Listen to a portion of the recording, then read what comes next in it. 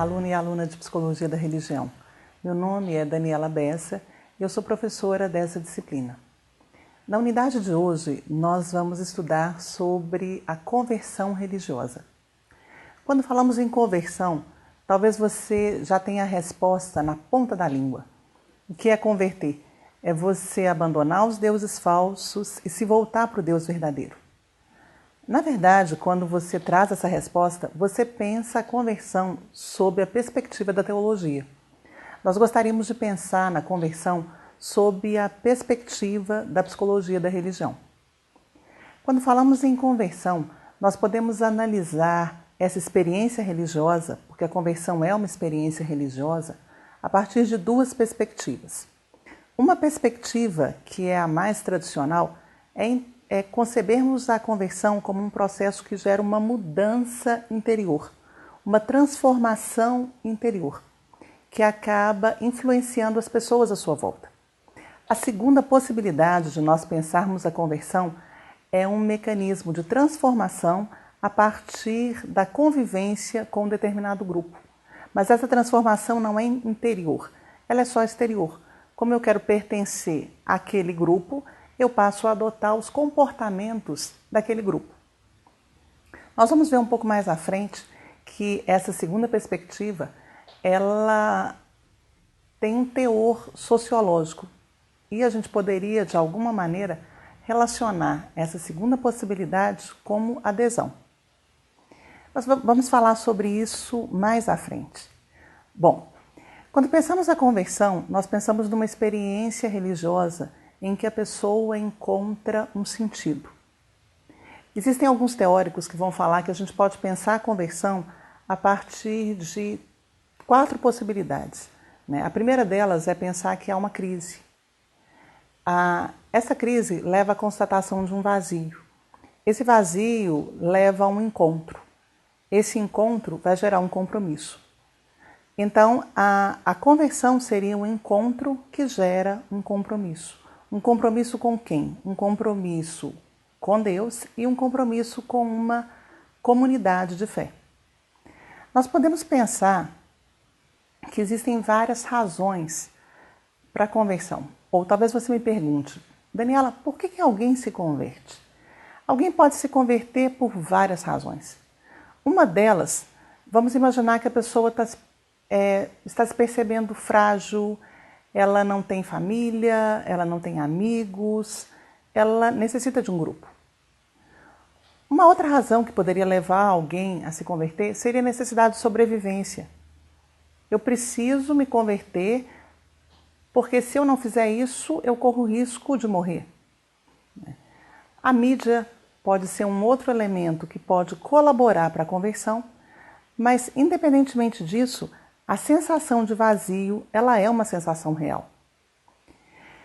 Existem alguns padrões de conversão. Nós podemos pensar que existem 4 padrões ou 4 maneiras da conversão ocorrer. O primeiro padrão é o padrão responsivo. O que seria esse responsivo? É aquela resposta a um apelo divino. É o que a gente ouve falar, por exemplo, quando a gente assiste a programas de televisão e vê alguém indo à frente respondendo a um apelo.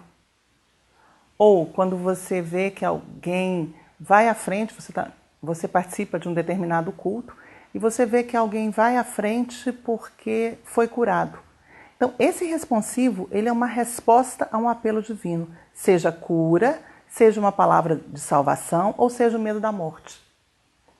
É o que acontecia no Brasil nas décadas de 60 e 70, quando a conversão ela era muito motivada pelo medo da morte. Um segundo tipo de conversão é a conversão confirmativa.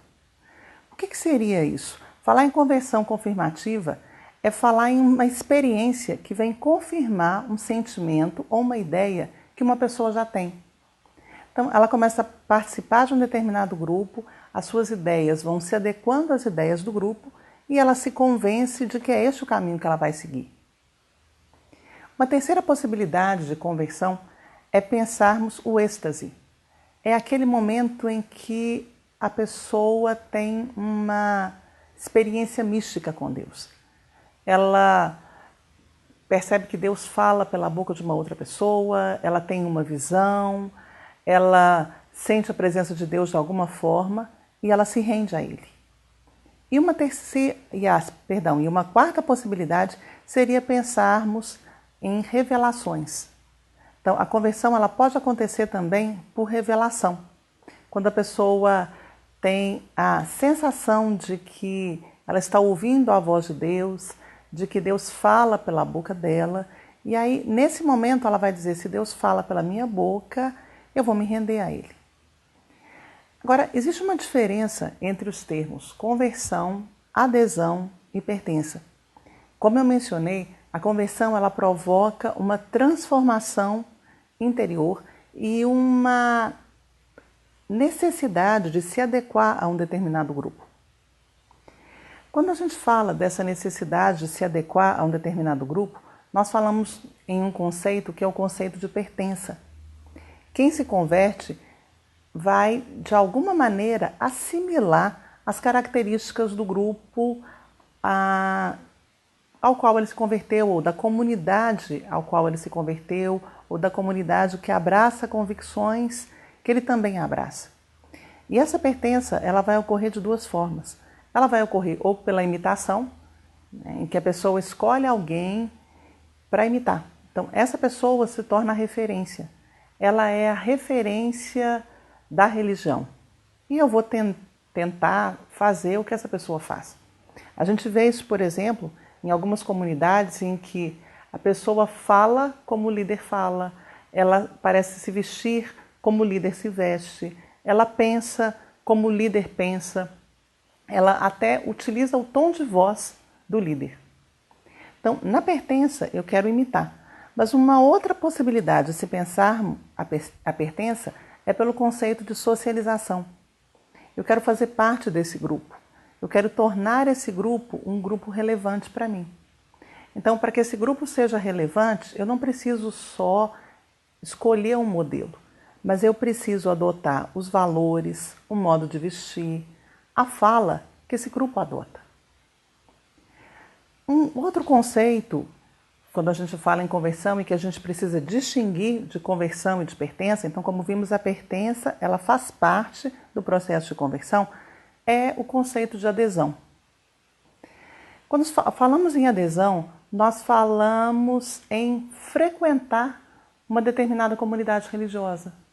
Por quê? Porque é bom, porque meus amigos fazem parte desse grupo, porque eu fico feliz lá, porque lá só tem gente boa, porque as pessoas têm uma linguagem legal, as pessoas adotam um estilo saudável, mas não existe um comprometimento com essa comunidade. Eu apenas faço parte desse grupo ou estou nesse grupo enquanto ele me beneficiar. No dia em que ele não me beneficiar, eu não me comprometo, já não havia me comprometido anteriormente, eu vou embora. Nessa unidade, vocês vão encontrar vários exemplos ou vários textos que podem enriquecer a sua compreensão de conversão. Vale a pena ler esses textos e vale também a pena assistir alguns vídeos sobre essa temática. E aí você vai perceber que muito do que nós chamamos de conversão no Brasil, será que seria de fato conversão? Ou será que não seriam adesões? Nós vamos ficar por aqui e até a próxima unidade.